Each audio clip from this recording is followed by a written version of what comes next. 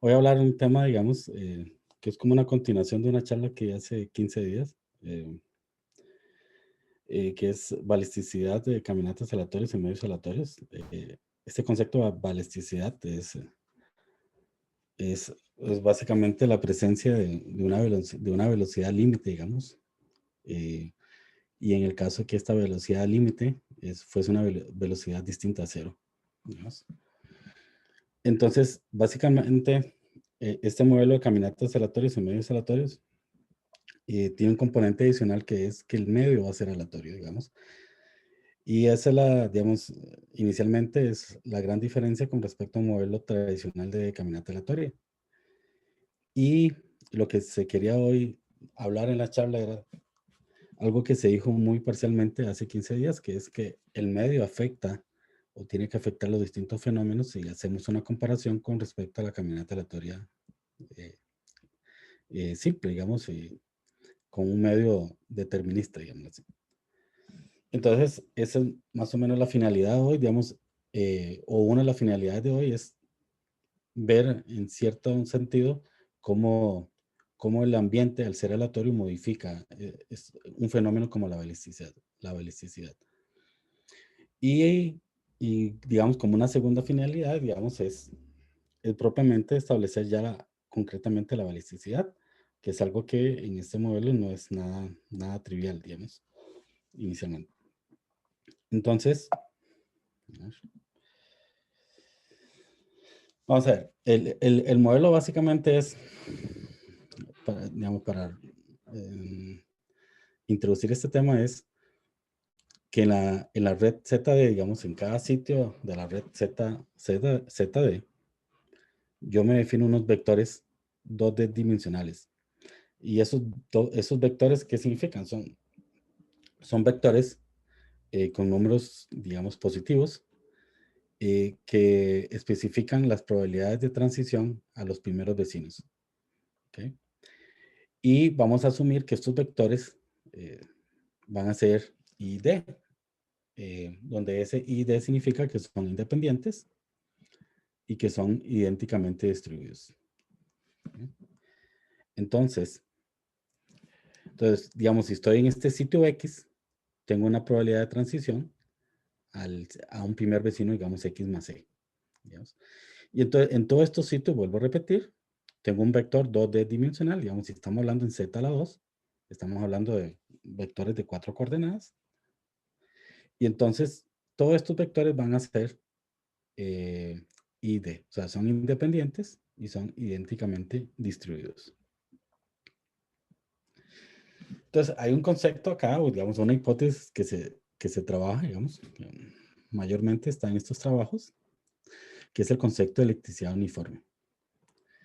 Entonces, el concepto de electricidad uniforme es para un capa, digamos, estrictamente positivo.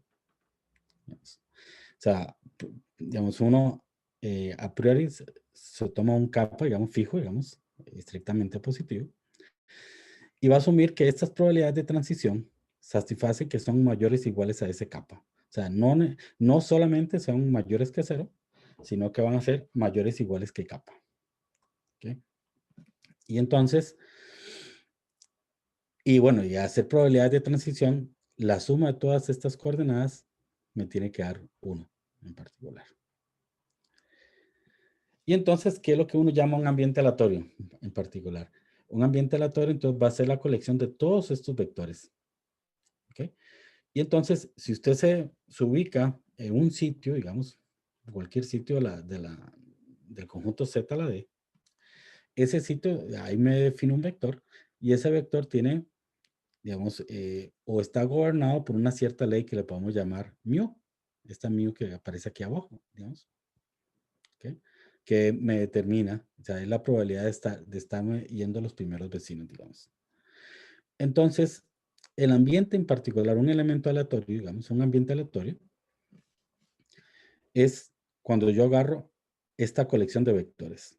Entonces, cuando yo digo que mi espacio ambientes es este de acá, omega mayúscula, ¿qué significa ese conjunto? Ese conjunto significa que cada punto de Z a la D yo le doy un elemento o está definido un elemento en peso K, donde peso K habíamos dicho que eran estos vectores, donde esos vectores, vuelvo a recalcar, siempre van a ser, cada una de sus coordenadas siempre va a ser mayor o igual que kappa. ¿Ok? Y después, entonces, yo quisiera darle una medida a este conjunto de ambientes. Y esta medida en particular la vamos a llamar P y va a estar definido de esta forma. ¿Y eso qué significa básicamente? Eso es una medida producto. Pero cuando tengo una medida producto, el producto en sí refleja que son independientes y dado que cada uno de los factores es mu, lo que refleja es que es idénticamente distribuido. Entonces, aquí la hipótesis inicial que habíamos hablado de I de se refleja propiamente en esta medida P. Entonces, vuelvo a repetir, tengo un producto. Al ser un producto, eso quiere decir independencia. Cuando uno construye, digamos, por ejemplo, tengo dos espacios y cada uno de estos espacios tiene una medida de probabilidad, digamos, y quiero definir cuál es la medida del espacio producto. Entonces va a tener una medida producto y eso pasa cuando asumimos independencia. Y cuando es el mismo vector, perdón, medida de probabilidad aquí mu, estamos reflejando que es idénticamente distribuido. O sea que en cada sitio, la escogencia de ese vector que me determina las probabilidades de transición está regido por una ley que es la misma ley mu. Entonces, el modelo básicamente es que usted va a definir una cadena de Markov. Entonces, una cadena de Markov, digamos, de grandes rasgos, digamos, vamos a estudiar un espacio de trayectorias. Vamos a estudiar elementos sobre este espacio, z a la e elevado a la n. Pero ese espacio, ¿qué quiere decir? Es el espacio de trayectorias. Son todas las funciones que van de n a z a la d. ¿Okay? Entonces, en cada tiempo hay un sitio donde está ubicado, digamos, una partícula, digamos así. Entonces, yo quiero estudiar este espacio de trayectorias. ¿Okay? Y lo estudio bajo una ley que se le dice la ley Quench. Y básicamente esta ley de que está aquí lo determinan dos propiedades. Si nos fijamos aquí en los subíndices, hay un omega que significa que ese omega, digamos, para ese omega es un ambiente, entonces ya para ese omega fijo, ya tengo probabilidades de transición en cada uno de los sitios. Ya está. ¿Okay? Y este X es un sitio de Z a la E. Y eso va a estar determinado para que, digamos, una de las reglas que vamos a poner es que con probabilidad 1, la caminata o la partícula, si se quiere decir así, inicia en X. ¿Okay? Con probabilidad 1, la caminata inicia en X. Y la otra regla es lo que uno llama una regla markoviana, digamos, que es que si yo quiero ver dónde está quiero ver o quiero estudiar dónde está ubicada la partícula en tiempo n más 1, ¿okay? Que en principio va a estar determinado dónde está ubicada la partícula en los tiempos anteriores, la propiedad markoviana dice que uno puede omitir el pasado, digamos, y solamente eso va a depender de dónde está la partícula en el tiempo anterior, en este caso en el tiempo n. ¿Okay? ¿Y por qué puedo decir esto en este caso en particular? Por esta igualdad de acá. Esta igualdad me está diciendo que es que yo en ese ambiente, yo me voy a ver dónde está la posición de la partícula en tiempo n y veo en qué posición está en tiempo n y veo su probabilidad de transición al primer vecino que me lo determina esta dirección e. Entonces, esta regla solamente depende dónde está la partícula en tiempo n. ¿Ok? Y eso es lo que llama una propiedad markoviana. ¿Ok? Entonces, esto es una cadena de Markov. Y entonces, es una cadena de Markov, vuelvo a repetir, con esta ley que llamo ley Quench. ¿Ok? No obstante, el modelo admite otras leyes y admite en particular unas leyes que le llamamos unas leyes Anil o unas leyes promediadas en particular. Y es que uno toma lo que uno llama un producto semidirecto, pero específicamente, ese producto semidirecto, ¿qué es exactamente?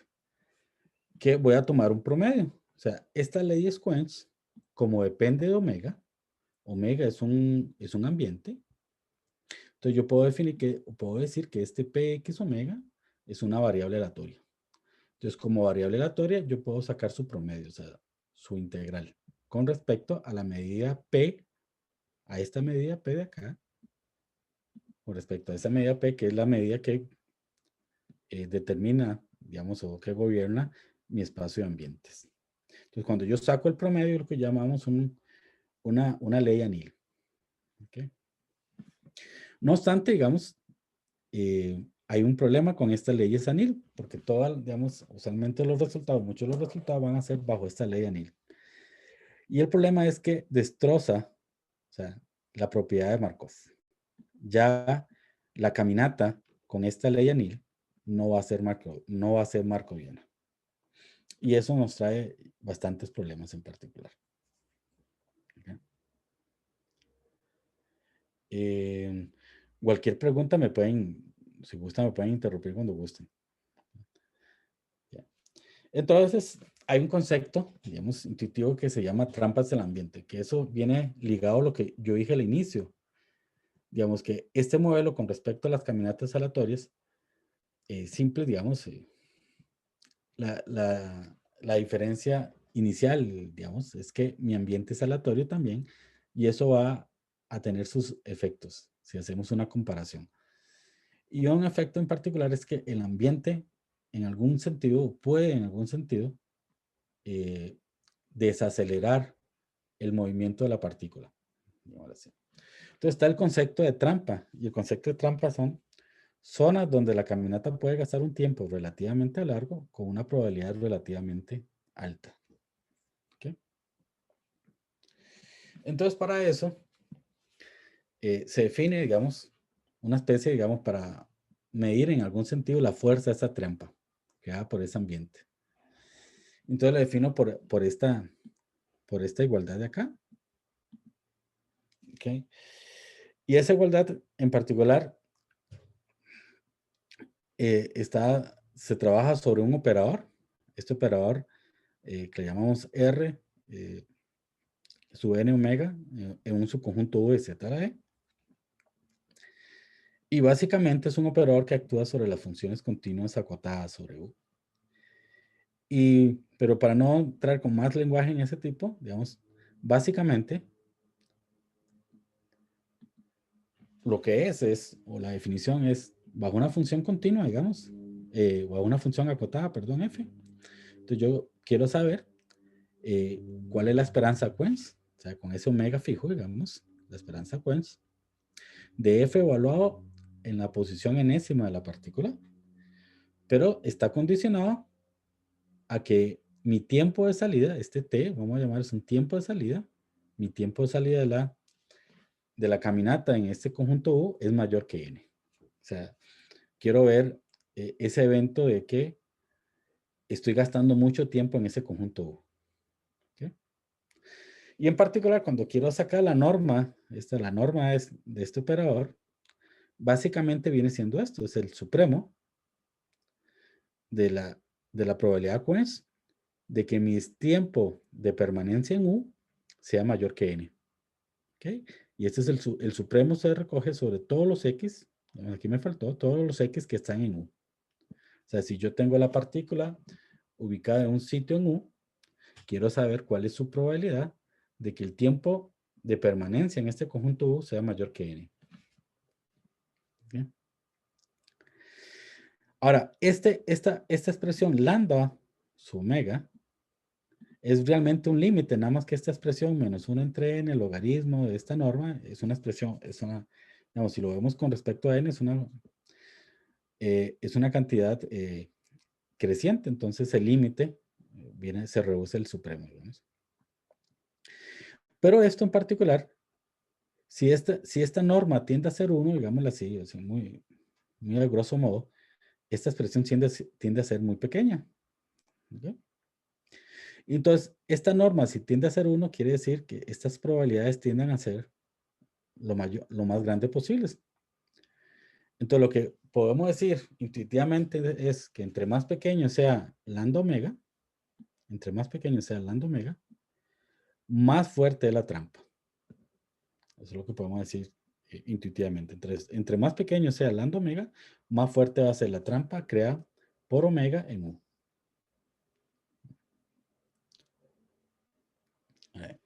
A la par de esto, está lo que uno llama un drift local. Un drift local es básicamente la esperanza Quench, ¿okay?, del primer desplazamiento. O sea, yo estoy en X0, estoy en un sitio en la red y quiero saber cuál es el promedio de la ubicación en tiempo 1, ¿okay?, de la caminata. Ahora, no, estos son Quench. O sea, estoy fijando omega, esos son cuestiones que gobiernan una regla marcoviana, digamos. Y hay a partir de esto, como esto, digamos, eso es una variable aleatoria en particular, digamos, depende de omega, depende de un ambiente, uno puede sacar su ley bajo recordemos quién era este P. Este P es la medida de probabilidad que yo defino sobre el espacio de los ambientes. Entonces yo quiero saber cómo se comporta esa ley. O sea, lo que uno llama el soporte de esa ley. ¿Okay? O sea, a grandes rasgos es las regiones, ¿okay?, donde esa ley tiene probabilidad, digamos, donde esa ley tiene como una probabilidad positiva. O sea, son regiones donde con probabilidad positiva el drift cae en esas regiones, digámoslo así. Entonces, eso lo llamamos el soporte. Entonces, yo quiero saber la envoltura convexa, el conjunto convexo más pequeño que lo contiene, digamos. Entonces, a partir de eso, tengo 3 casos. ¿Okay? Hay un primer caso que es el caso que uno llama non-nestling, que es que el 0 no pertenece a esa envoltura convexa.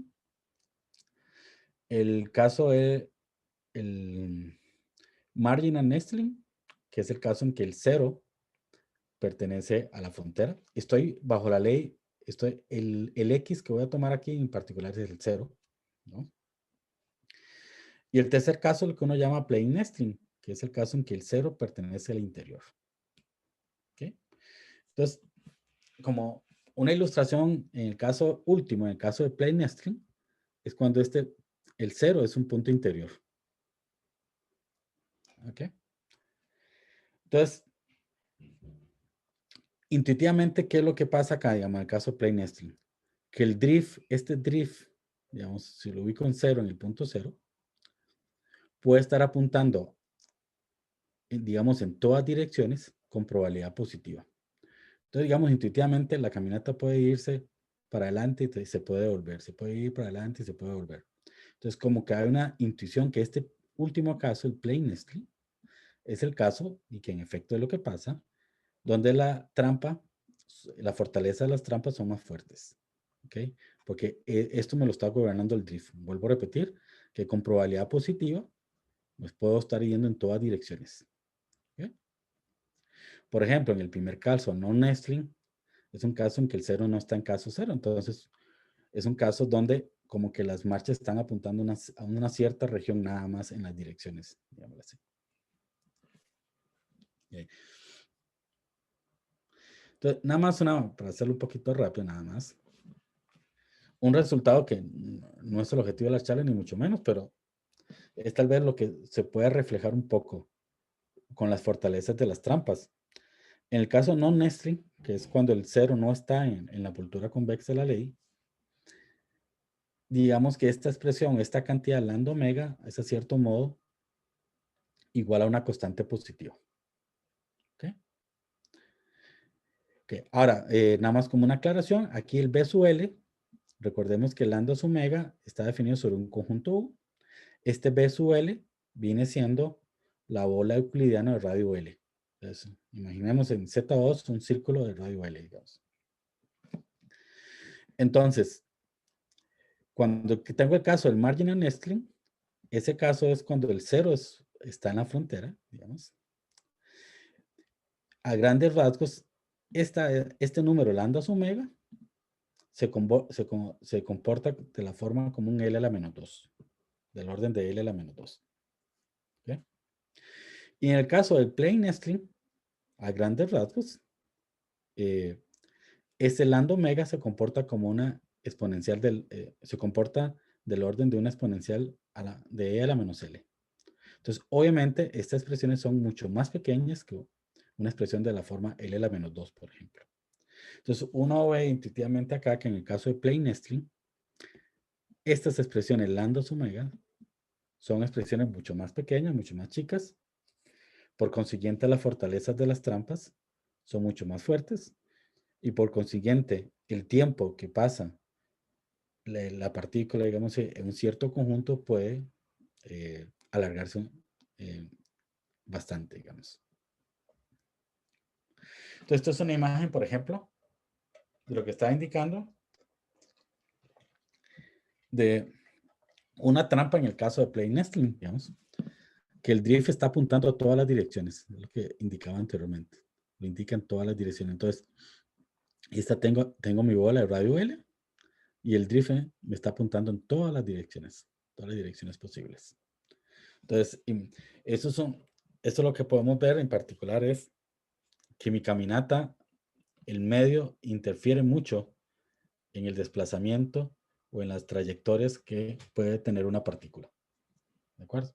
Y puede ser, digamos, que si yo pienso una partícula aquí en cero para salir de una bola de radio L, incluso me puedo tomar un tiempo exponencial para salir. ¿Ok? Entonces, eso es el concepto intuitivo de trampa, ¿no? O sea, regiones de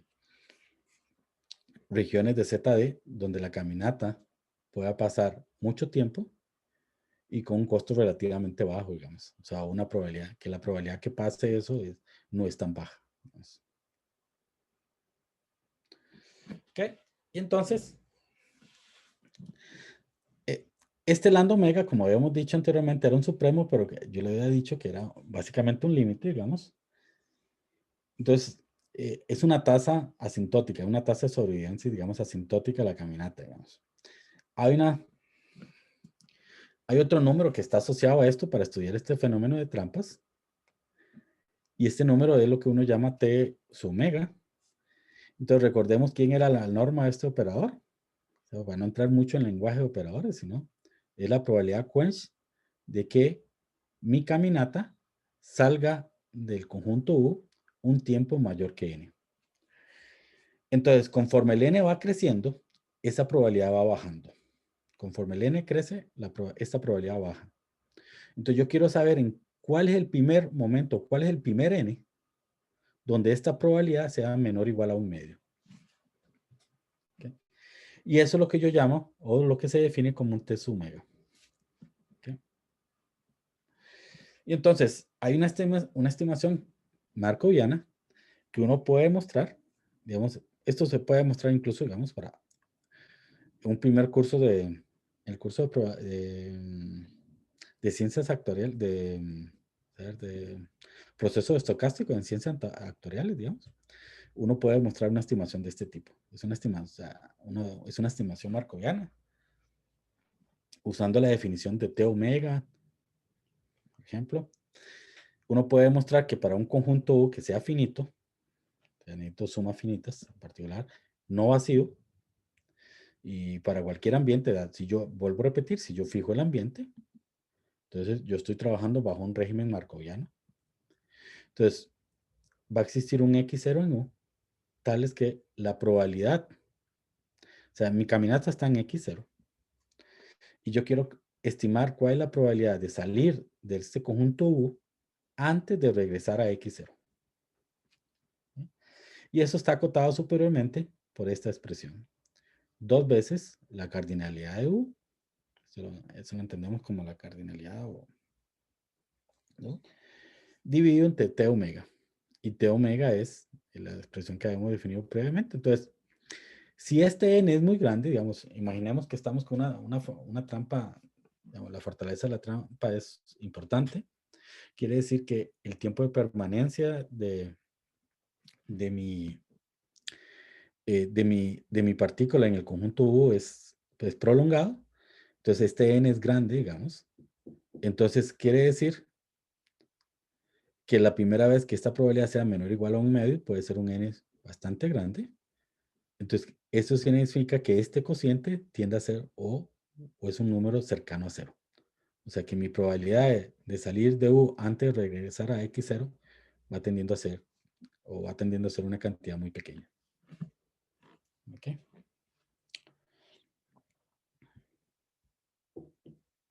Ok.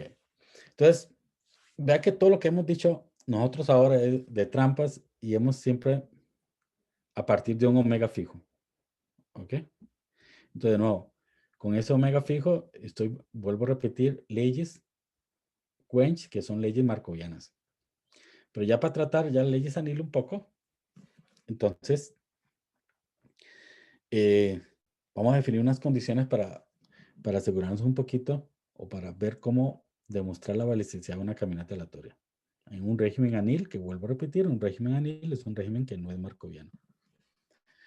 Entonces, hablamos de, yo fijo una cierta dirección en mi esfera, es una dirección fija, y yo quiero saber, defino qué significa la condición de balisticidad, T, en esa dirección, esa condición T.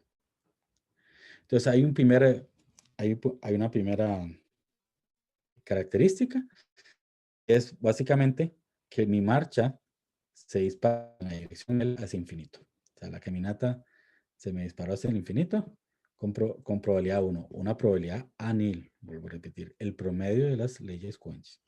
Tiene probabilidad 1. Y la segunda condición es que lo que uno llama un tiempo exponencial finito. O sea, lo que está cuantificando aquí, en cierto modo, es cuál es el máximo desplazamiento que tiene la caminata hasta una cierta variable aleatoria tau 1, que ya la vamos a definir al menos intuitivamente, y quiero obtener la exponencial de eso. Y entonces vamos a asumir que esa esperanza es finita. ¿Ok? Y esta variable tau 1 es una variable que vamos a definir, pero es una variable que va a ser finita, casi seguramente, con respecto a la medida nil. Esto es una consecuencia de la primera propiedad. Cuando yo tengo un evento con probabilidad 1 que lo que hace, lo que describe es que mi caminata se disparó hacia infinito, significa intuitivamente, más o menos, significa que en algún momento la caminata no se devolvió más. ¿Okay? La caminata no se tuvo que haber devuelto más. En algún sentido intuitivo, digamos. Y esto es más o menos lo que vamos a estar definiendo como tau 1. Entonces, este tau 1, bajo la condición 1, esta variable aleatoria tau 1 va a ser finita, casi seguramente. Esta condición en particular, la condición T, que es la unión de estas dos condiciones, digámoslo así, o sea, son estas dos condiciones que se cumplen simultáneamente, es equivalente a lo siguiente. Si yo estoy trabajando sobre franjas, digamos que esta primera franja es de orden L, hacia esa dirección L, y hacia atrás de un orden también de orden L, digámoslo así. Y lo que yo estoy diciendo es que la probabilidad anil de salir por detrás es exponencialmente chica. ¿Okay? Es exponencialmente chica. O sea, mi probabilidad anil de salir por detrás es del orden de E a la menos L. O sea, es un evento raro. O sea, entonces, intuitivamente, lo que estamos diciendo es que si mi caminata se me va a disparar hacia infinito en dirección L, si uno se ubica en estas franjas, debería tener un decaimiento bastante rápido por salir por detrás, digámoslo así. Entonces vamos a asumir que el decaimiento es bastante rápido y es del orden exponencial. Esta única condición es equivalente a las dos condiciones previas. Toda esa equivalencia es todo un trabajo, digamos, que se puede incluso hacer toda una charla para eso. Ahora, aquí hay una condición técnica y es que en esta dirección L, que está acá, en esta cierta dirección L, para que se satisfaga la condición es que a partir de ese L, que es una dirección, es un punto, digamos, o un vector en mi esfera, digamos, yo me doy un vecindario alrededor de ese L. Ese vecindario alrededor de ese L es donde se satisface esta condición.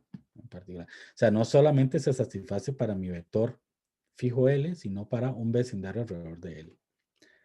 ¿Ok? Y entonces, si nosotros regresamos un poco a esta segunda condición, y yo le decía de este tau 1 en particular, de esta condición tau 1 en particular, de esta variable aleatoria, perdón, tau 1, decíamos que era finita casi seguramente. Pero ¿quién es básicamente esa condición tau 1? O esa variable aleatoria tau 1, perdón. Veamos esta ilustración. Mi caminata empieza en 0 y hay una cierta dirección L, hay un cierto nivel A, digámosle acá. Entonces yo quiero saber cuál es el primer momento en que la caminata llega a ese nivel A. Entonces a ese primer tiempo le llamo S1. Entonces luego empieza nuevo, después de esa caminata viene y empieza a hacer su trayectoria y llega un momento en que puede pasar que se devuelva de ese nivel A. Entonces la primera devolución le llamo el tiempo R1. Entre el tiempo S1 y R1 veo cuál fue el máximo desplazamiento. Y el máximo desplazamiento fue M1, que está acá. Entonces ahora mi caminata está en el tiempo R1 y quiero saber cuál es el primer momento en que mi caminata llega a un nivel M1 más A. ¿Okay? Y eso le llamo el tiempo S2. De nuevo, sigo con la evolución de la partícula y puede pasar que la partícula se devuelva de ese nivel M1 más A. Y si se devuelve ese tiempo le llamo R2. ¿Ok? Y así sigo. Entonces, del tiempo S2 al tiempo R2, hubo una trayectoria y veo cuál fue el máximo desplazamiento de esa trayectoria. Y ese máximo desplazamiento es M2. Entonces, quiero saber, a partir de mi tiempo R2, vuelvo a ver la evolución de la partícula y veo cuál es el primer momento en llegar al nivel M2 más A. Entonces, este A es un número positivo arbitrario. ¿Okay? Puede funcionar cualquiera. Pero llega un momento, que es lo que yo decía anteriormente, que si asumimos esta condición, que le llamamos el carácter transitorio en dirección L, llega un momento en que la caminata no se devuelve más. Entonces, este tau 1 es el primer tiempo de los S, digámoslo así, pero es el primero de los S, de tal manera que el R que lo acompaña va a ser infinito. Recordemos que cuando estamos aquí en el tiempo S2, R2 es el primer tiempo después de S2 en que la caminata se devolvía. Si para un S eso no pasa, nunca se devuelve, quiere decir que el R que se va a definir ahí es igual a infinito. Entonces, cuando pasa eso, ese S es lo que llamo tau 1. Entonces, es lo que uno llama el primer tiempo de que alcanza un nuevo nivel maximal en dirección L y tal que después de ese tiempo nunca está por debajo de ese máximo. O sea, nunca se devolvió. Y entonces, cuando yo tengo un carácter transitorio de la caminata, sé con probabilidad 1 que eso va a ocurrir en un tiempo finito. Va a ocurrir en un tiempo finito, pero es un tiempo aleatorio. Y ese tiempo aleatorio es lo que uno llama tau 1. ¿Okay? De nuevo, entonces, teniendo esto en X, teniendo este tiempo tau 1, tengo mi posición X tau 1 de la partícula y a partir de ese momento, la partícula empieza a evolucionar de nuevo. Y digamos que es como un nuevo tiempo cero y quiero saber a partir de ese nuevo tiempo cero cuál es el primer tiempo en que ya no se devolvió la caminata y que alcanzó un nuevo nivel maximal. Y ese nuevo primer tiempo le vamos a llamar tau 2. Y así sucesivamente uno va definiendo lo que uno llama tiempo de regeneración, esas variables aleatorias. ¿Qué es lo que en particular pasa? En la charla hace 15 días dijimos que con estos tiempos de regeneración hay un teorema muy importante en probabilidad que le llamamos la ley fuerte de grandes números. Y esa ley fuerte de grandes números que se ve en el curso de probabilidad, ya sea tanto de ciencias actuariales como de mate pura, me permitía establecer una ley de grandes números en este contexto. Y donde la velocidad, digamos así, si llamamos velocidad a este cociente xn entre n, digámoslo así, o sea, la velocidad asintótica, la velocidad límite, y va a ser ese cociente que está por acá. ¿Ok? Y vea que ese cociente depende de estos tiempos de generación. Aquí me habla básicamente, es un promedio de cuál es la posición de mi caminata en el tiempo tau 1 dividido en el promedio de mi tiempo tau 1. Está condicionado a un d igual a infinito. Ese condicionamiento es que está condicionado a que la caminata no se devuelva, que hablábamos antes. Entonces, yo ya tengo una velocidad. ¿Ok? Tengo una velocidad. Lo que pasa es que esta velocidad puede ser que en muchos casos sea cero. En muchos casos sea cero. Cuando no es cero, es lo que llamamos que la caminata es balística. Y habíamos hablado que un resultado de Schneemann y Cerna en el 99 decía que si uno tiene esa condición en particular, que, que la esperanza de tau 1 condicionado a que d sea igual a infinito sea finita. O sea, la variable yo sé que es finita casi seguramente, pero eso no quiere decir que su promedio sea finito. En el caso que sea finito, yo puedo asegurar que este vector límite de velocidad o vector velocidad límite es un vector no cero. Pero tengo esta condición. Entonces, la charla de hace 15 días fue asumir esa condición y demostrar esta ley de grandes números. ¿Ok? Pero entonces estamos en el problema de cómo demostrar esto. Y esto es un problema nada trivial, digamos, en este modelo. Como un comentario aparte, uno puede ver o uno puede afirmar que esta condición realmente es una condición necesaria y suficiente. Como dije anteriormente, hace 15 días vimos que era una condición suficiente. ¿Ok? Pero también es una condición necesaria. Uno puede hacer unos ciertos cálculos, digamos, uno puede demostrar que la posición promedio de la partícula en tau 1 cumple esta igualdad. Entonces, esto siempre va a ser finito. Esta expresión siempre va a ser finito. Entonces, ese cociente, el numerador, va a ser un número finito que no es cero, digamos. O sea, es un número finito, aquí se me olvidó decir, un número finito pero positivo. Entonces, el numerador es algo positivo. Entonces, ese vector velocidad, el denominador, si es finito, obviamente vamos a tener una cantidad que es finita. Si el denominador es infinito, obviamente ese vector o ese U es su L, que es el producto punto del vector con L, va a ser cero. ¿Okay? Entonces, realmente es una condición también necesaria, digamos. Entonces, esto reviste bastante importancia, el promedio de ese tiempo de regeneración. Pero eso no es fácil demostrar. O sea, y básicamente, lo que se demostró es que si yo tengo esta condición, vamos a ver un momentito por acá, esta condición de balisticidad, que eran estas dos condiciones, o bien esta condición sobre la franja, está acá, esa condición me iba a permitir asegurar que mi tiempo de regeneración tau 1 realmente tiene una media finita. ¿Sí? Pero como dije anteriormente, eso no es nada trivial. Un comentario por aparte. Hay una cierta, digamos, bajo la demostración de la ley de grandes números, haciendo un razonamiento bastante análogo, uno puede demostrar que la caminata, bajo la condición T, esa condición de balisticidad, la caminata tiene una cierta dirección asintótica. Y básicamente lo que queremos estudiar es el cociente xn entre el módulo xn.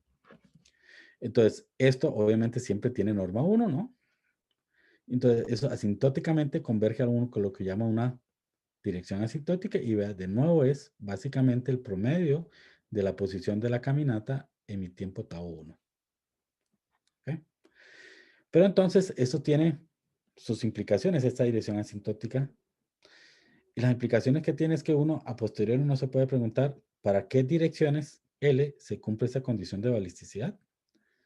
Y realmente la respuesta está dada en que, dado esa dirección asintótica, no techo, digamos, bajo esa dirección asintótica, origina un semiespacio positivo, lo que uno llama un semiespacio positivo. O sea, todos los L tales que L producto punto con no techo sea positivo. Entonces, esas son el conjunto de direcciones donde la condición T se cumple. ¿Ok? Pero a partir de eso, de esa dirección asintótica, uno llama o puede trabajar con lo que uno llama un complemento ortogonal de no techo. Ese complemento ortogonal, se puede demostrar, bajo la probabilidad nil, digamos, que las oscilaciones transversales de la caminata se pueden controlar digamos, en una muy buena estimación. Bueno, vamos a resumir un poquito acá. Lo que quiero decir es lo siguiente, vamos para lanzar alguna idea. Cuando nosotros trabajamos aquí en franjas, entonces son franjas, o sea, es un espacio por definición infinito, digamos, a priori infinito, digamos, de un número infinito de sitios. Pero a grandes rasgos, estas franjas, para hacer los cálculos correspondientes, es básicamente equivalente a trabajar sobre cajas. Entonces, digamos, en esta ilustración, que es en dimensión 2, estaríamos hablando sobre rectángulos, digámoslo así. Entonces, trabajar sobre franjas es básicamente trabajar sobre, o en algún sentido es trabajar sobre rectángulos. ¿Por qué? Porque las estimaciones transversales, las estimaciones transversales, ¿qué significa transversales? ¿Cuál es la probabilidad de salir por los costados? ¿Ok? Entonces, salir por un costado, digamos, con dimensiones correctas de esos rectángulos, es exponencialmente chico. Entonces, como que trabajar sobre franjas, en cierto sentido, o estimaciones sobre franjas se pueden reducir a estimaciones sobre rectángulos, ¿no? Sobre cajas. Ese era como un comentario aparte, nada más. Y ahora bien, yo lo que tengo en particular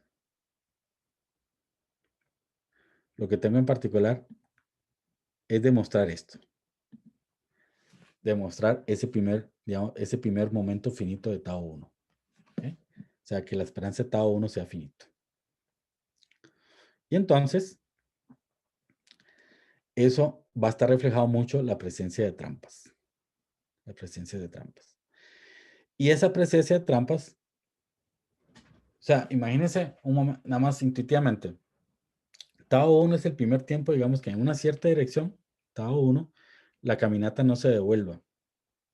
Pero si yo estoy ante una trampa con una fortaleza importante, la caminata se está devolviendo cada rato, digamos. Entonces uno pensaría que el primer tiempo en que la caminata no se devuelve, es bastante alto.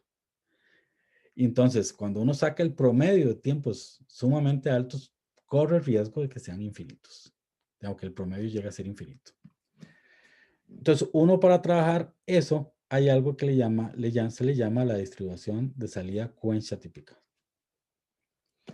Entonces, ¿qué es una distribución de salida Cohensia típica? Uno tiene un evento de esta forma. ¿Y cuál es este evento? Entonces, si vemos la ilustración, tengo una franja de orden L, digamos, para adelante y de orden L la beta para atrás. De orden L la beta para atrás y de orden L para adelante. Digamos que estoy en 0 y quiero saber, o sea, si yo tengo si tengo una trampa importante, una fortaleza importante, la probabilidad de salir por delante va a ser exponencialmente chica. ¿Ok? Y entonces, eso va a pasar cuando yo tengo trampas con una fortaleza importante.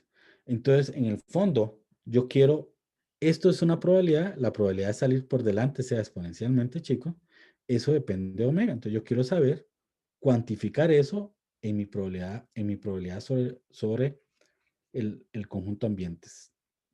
Entonces, en el fondo, tratar este evento, sacar la probabilidad de este evento es obtener la probabilidad de que estas trampas fuertes ocurran.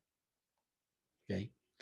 Y estas trampas fuertes ocurren, como decíamos anteriormente, muchas veces bajo el régimen de plane nesting. ¿Ok? Recordemos que el cero es un punto interior de la envoltura convexa de la ley. ¿Ok? O sea, los drift se están apuntando en todas direcciones. Entonces, el tiempo, esa regeneración tau 1, demostrar que tiene una esperanza finita, un promedio finito, está el problema más importante estriba cuando estamos en una situación de plane nesting, o sea, cuando la fortaleza de la trampa es fuerte. ¿Okay? Entonces, a grandes rasgos, mi condición de balisticidad T, lo que va a implicar o lo que va a, a influir es que estas presencias de trampas son fenómenos muy extraños, muy raros. Entonces, si son fenómenos muy raros, extraños, significa que son pocos probables de ocurrir y por consiguiente, el tiempo de regeneración, el primer tiempo de donde la caminata no se devuelve, no van a ser tan altos en el sentido que cuando saque su promedio sea finito. Eso es a grandes rasgos. Entonces, básicamente, el resultado importante el primer resultado importante bueno, yo asumo la condición de balisticidad, yo asumo esa condición de balisticidad. Entonces, si yo tengo una distribución Coenza típica, entonces las colas, lo que uno llama las colas de mi tiempo de regeneración, se comportan de esta manera. Pero entonces, este último resultado que está acá, me permite establecer, es un resultado inmediato en cualquier curso de probabilidad inicial, con estas colas que yo tengo por acá, me permite establecer que mi tiempo o mi promedio de tau 1 va a ser finito. Pero entonces, ¿qué necesito? Necesito esto que está aquí, esta hipótesis central.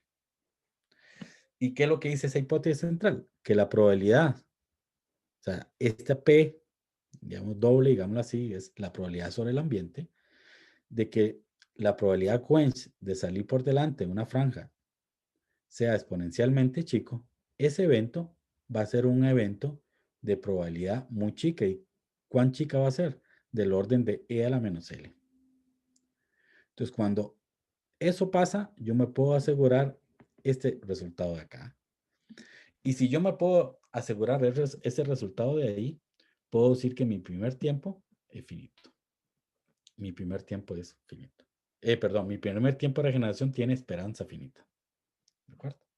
Entonces, esto está totalmente ligado a lo que uno llama una distribución Coenza típica. De nuevo, entonces, esto está ¿a qué está ligado? A la fortaleza de una trampa. ¿Ok? Entonces, si hay trampas, digamos, fuertes que aparecen, la probabilidad que aparezcan sean realmente exponencialmente chicas. Eso es lo que estamos en el fondo diciendo. Entonces, a grandes rasgos, vamos a hacer, digamos, las ideas principales de la demostración para terminar, digamos, la charla, digamos. Si uno quiere calcular este estimado, las colas de tau 1, uno puede hacer un estimado muy rápido, que es esta suma por acá. Y entonces, esta suma estoy considerando el mismo evento tau 1 mayor a u, ¿ok? Pero lo condiciona o lo separo en dos casos. En que mi tiempo de salir de una caja, digámoslo así, de una caja o un cubo de orden L medios, el tiempo de salida de ese cubo es menor o igual a mi primer tiempo de regeneración. O bien que el primer tiempo de salida de ese cubo sea mayor que el tau 1. Cuando esto es mayor que tau 1, como tau 1 es mayor que u, eso implica que mi tiempo de salir de mi caja o de mi cubo de orden L medios es mayor que u. ¿Okay? Entonces, veamos esto así intuitivamente. Cuando uno empieza a estimar estas cosas de acá. Este L, vamos a decir que es más o menos logaritmo u elevado a la 1 entre beta. Yo sé que esto es un, digamos, como técnico un poco, digamos. Pero eso me lo sugiere básicamente el resultado, ¿no? Básicamente, digamos, aquí tengo logaritmo u elevado a la menos 1 entre beta y aquí tengo un L a la menos 1. Entonces un L va a ser de la forma del logaritmo U a la 1 entre beta, más o menos. Pero lo que yo estoy diciendo aquí es que esta primera expresión yo lo voy a poder hacer relativamente muy sencillo con mi condición T. Pero esta otra, y dado que yo creo que ya me queda poco tiempo, me quiero concentrar en esta otra. ¿Qué significa esto? Si nos ponemos a ver, este U, como L es más o menos logaritmo U a la 1 entre beta, este U es E a la L a la beta, más o menos. Entonces, yo lo que estoy diciendo es que mi caminata, el primer tiempo de salida de mi caminata de un cubo de orden L medios, es un tiempo mayor que E a la L a la beta. O sea, tengo un cubo de dimensión o de arista L medios y el tiempo de salida es un tiempo del orden de E a la L a la beta. Entonces, eso me sugiere presencia de trampas. Me sugiere presencia de trampas y trampas fuertes, digamos. ¿Okay? Entonces, yo quiero cuantificar eso. Entonces, esta primera expresión se puede resolver rápidamente, pero esta que está acá es la que es complicada. Entonces, la caminata sale por primera vez de una caja con dimensiones de orden L en un tiempo del orden E a la L a la beta. Entonces, eso indica presencia de trampas. Eso indica que se va a recurrir a aquella distribución de salida Cohensa típica y se considera un evento en particular. Es un evento bastante técnico a definir. Es un evento que dice que omega, son los ambientes, tales que esta expresión T omega en ese cubo es mayor que esto. A grandes rasgos lo que está diciendo es que sobre ese cubo, mi cantidad o mi expresión lambda omega es más o menos de ese orden, L a la E a la menos L a la beta. Habíamos dicho que entre más pequeño sea lambda omega, es más fuerte la trampa, más fuerte la trampa. Y entonces uno sobre ese evento lo descompone en dos eventos, perdón, ese evento que quiero cuantificar, que es este, el tiempo de salida de mi Q sea mayor que U, lo puedo separar en dos eventos, en el evento complemento, o sea, lo condiciona que está sobre el evento complemento o sobre el evento F. Lo separo en los dos. Recordemos que esta variable aleatoria, que es una ley Cohen's, como es una probabilidad, siempre es menor o igual que 1. Entonces, en el segundo sumando, yo lo coté trivialmente por 1. Entonces, en el fondo, aquí cuando yo tengo el evento complemento, ¿qué quiere decir el evento complemento? Según lo que habíamos dicho, cómo se definía el T omega, es que esta probabilidad Cohen's de salir de mi cubo es mayor a esto, siempre es menor o igual a un medio. Esta era la definición, una definición de T omega.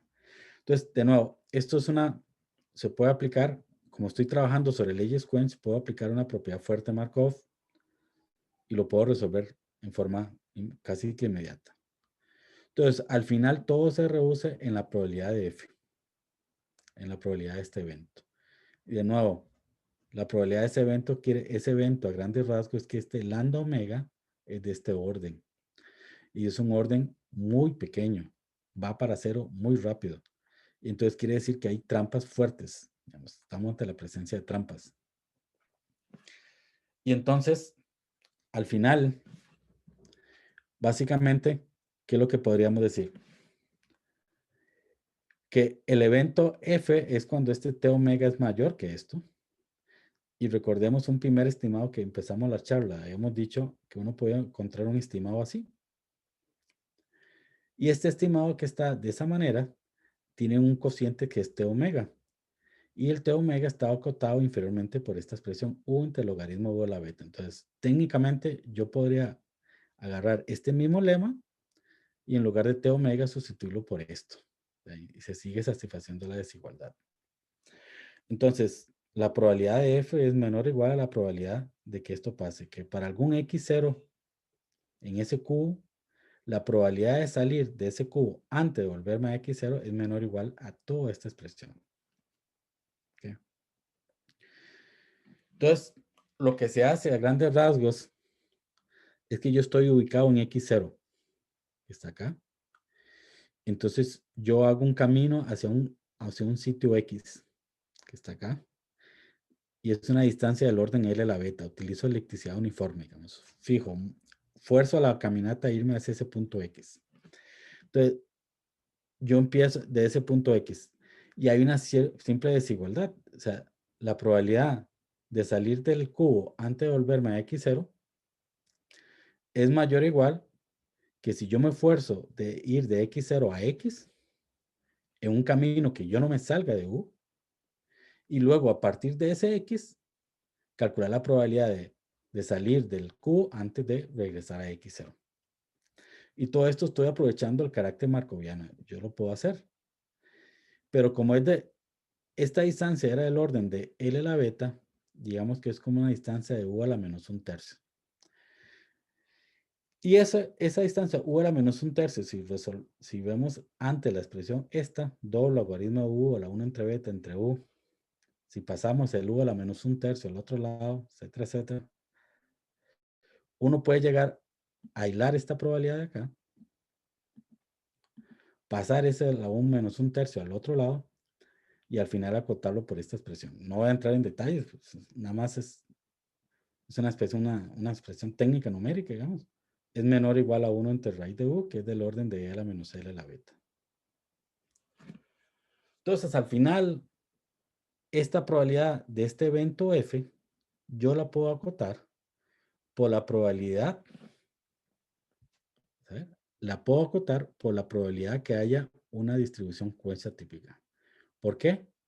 Porque si yo me hice este camino para acá, y si yo quiero calcular cuál es la probabilidad de salir, perdón, de salir de la caja antes de regresar a X0, la probabilidad de salir de la caja antes de regresar a X0, si yo estoy en una franja en ese punto X, una franja que hacia atrás es del orden L a la beta y hacia adelante es del orden L, si yo me salgo de esa franja por delante, entonces quiere decir que me salí o que me salí de la caja antes de regresar a X0 o implica eso.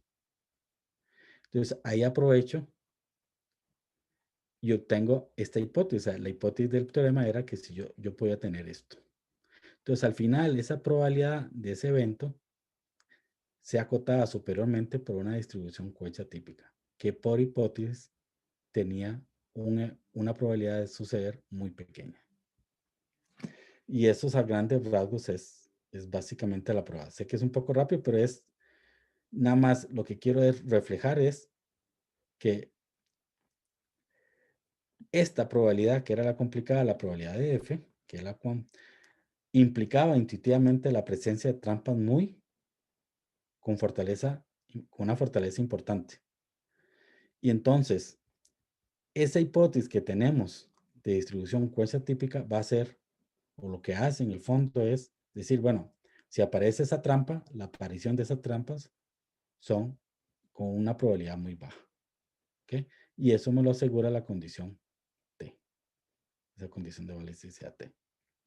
Básicamente. Entonces, si yo tengo eso, en el fondo yo puedo lograr esto que está aquí, porque en el fondo, cuando yo decía que L era como logaritmo U a la 1 entre beta, lo que yo estoy diciendo es logaritmo U a la menos 1 entre beta es como L a la menos 1, y U es del orden de E a la L a la beta. Entonces yo estoy estudiando las colas de esto, y estoy diciendo que estas colas están cayendo exponencialmente. Entonces hay un resultado muy típico en probabilidad que si las colas se comportan de alguna manera que cuando calculo su serie numérica, esa serie numérica es convergente, entonces tengo una esperanza finita. Eso es básicamente lo que está pasando. Yo estudio las colas tienen un decaimiento exponencial, por consiguiente cuando hago la suma o la serie correspondiente a su esperanza va a ser finito. Entonces si la esperanza es finito, tengo balisticidad. ¿Okay? Y si quiero lo dejamos por aquí porque yo creo que ya cumplí la hora, Juan Gabriel. Sí, correcto. De hecho, la hora exacta, así que tranquilidad. Muchísimas gracias, José David. No sé si la audiencia tiene alguna consulta o comentario sobre la charla. Yo tengo una inquietud. Ajá, Jennifer, sí. Hola, profe.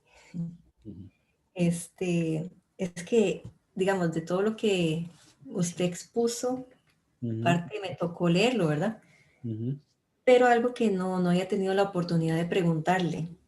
ujú, Y es que, digamos, toda esta teoría está bajo la hipótesis de uniformemente, de que el ambiente sea uniformemente elíptico, ¿verdad? Y uno utiliza bastante ese capa con el cual tiene la tendencia, digamos, de salir por un lado.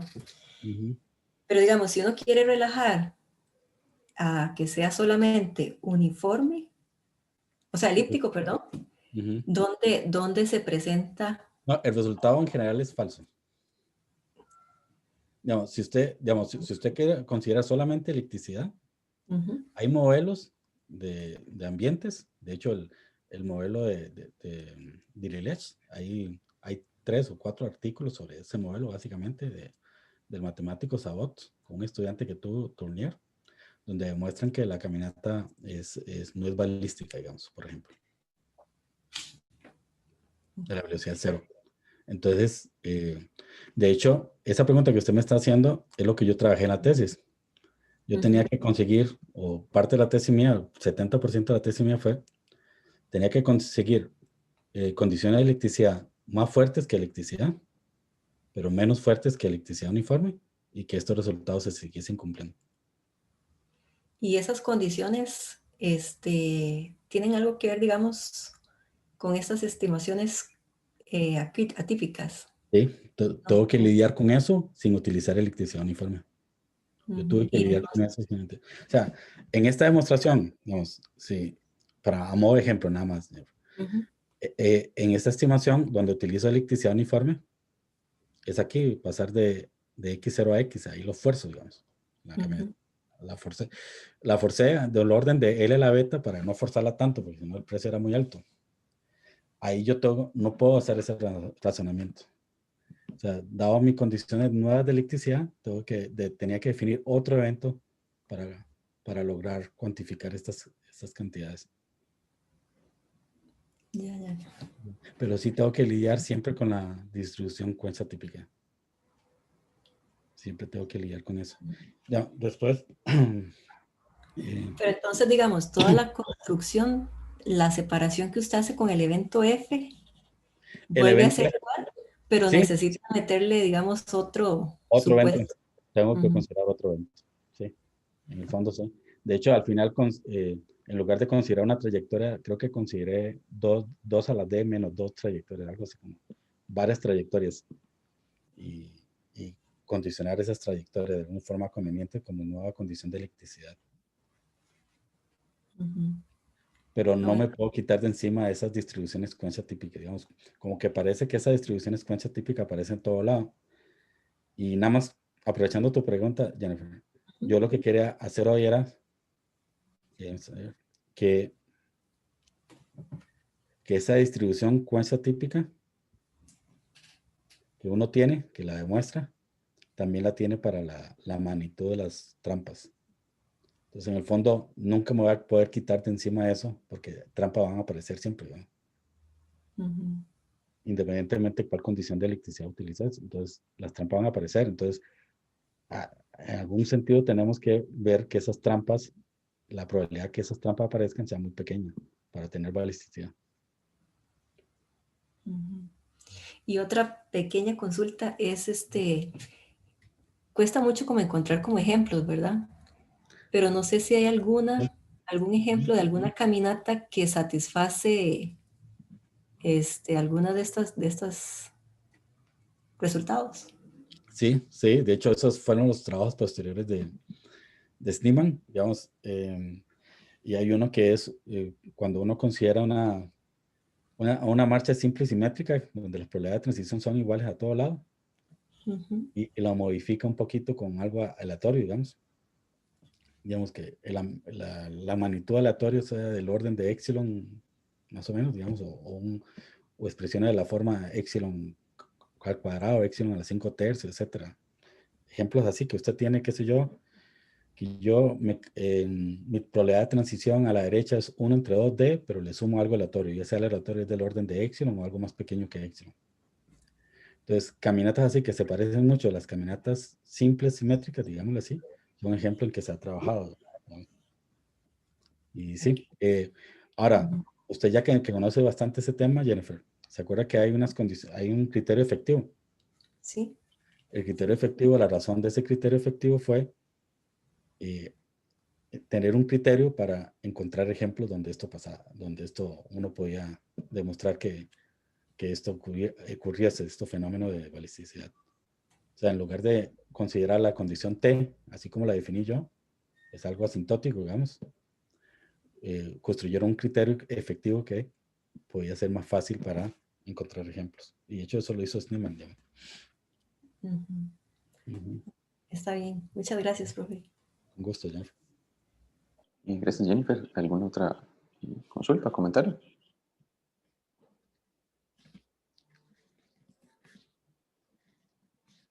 Ok, entonces en ese caso pues agradezco de nuevo al profesor José David Campos por la exposición y a todos por su asistencia. Y, Juan Gabriel, nada más una... Es que tengo aquí en el chat que Brenda me preguntó algo. Ay, perdón, no lo vi. Sí, las caminatas aleatorias pueden llegar a ser caóticas. Ok. ¿Qué quiere decir con caóticas, digamos? Sí. Sí, las condiciones iniciales pueden cambiarlo muchísimo. ¿Cuáles condiciones? Perdón. No. Digamos, bueno, me imagino que es algo más abstracto, pero digamos, con el ejemplo del ambiente del rectángulo, si usted dijo como que a veces había más probabilidad de que no saliera por las franjas, si no me equivoco, algo así. Entonces, digamos, dependiendo de donde yo ubique, no sé, digamos que lo estoy diciendo con una partícula, y lo ubico en cierto lugar, en una posición inicial, eso varía mucho de que se mantengan esas probabilidades o no. Es una buena pregunta, sí, es muy buena pregunta, digamos. Hay una etapa posterior a esto que se llaman procesos de renormalización y tal vez tenga que ver algo con lo que me estés diciendo, digamos. Uno para hacer estimaciones de una cierta caja considera como una subcaja, digamos, un subconjunto contenido en esa caja y empieza a estimar probabilidades de salir, digamos, por el frente, digámoslo así, coloquialmente, a partir de puntos que están ubicados en esa subcaja. Entonces sí tiene, obviamente sí tiene que ver, digamos, uno usualmente, cuando yo hablé de esto, control sobre las salidas laterales, esto yo lo quise hacer pensando en el último resultado que al final no pude presentar, que eran las estimaciones laterales. Esto es un resultado para nada trivial, digamos. Pero digamos, intuitivamente sí se puede decir que si usted tiene una franja, usted está hablando de una cierta dirección y solamente habla hacia enfrente o hacia atrás. Pero por esas estimaciones laterales, hay una probabilidad nil muy chica de salir por los costados, digamos. Entonces, en el fondo, trabajar sobre franjas se puede reducir a trabajar sobre rectángulos. Pero yo lo dije muy, digamos, muy entre comillas. Ese trabajar sobre rectángulos necesita unas ciertas dimensiones convenientes de los costados. Usualmente van a ser del orden de L a la 3 cúbicas. Y hacer esas estimaciones, como le decía a usted, no es en todo punto del rectángulo. Van a ser sobre un subconjunto de ese rectángulo y usualmente son subconjuntos que están más hacia el lado de frente, digámoslo así. Son detalles técnicos, pero sí tiene que ver, digamos, la posición de la partícula, digámoslo así.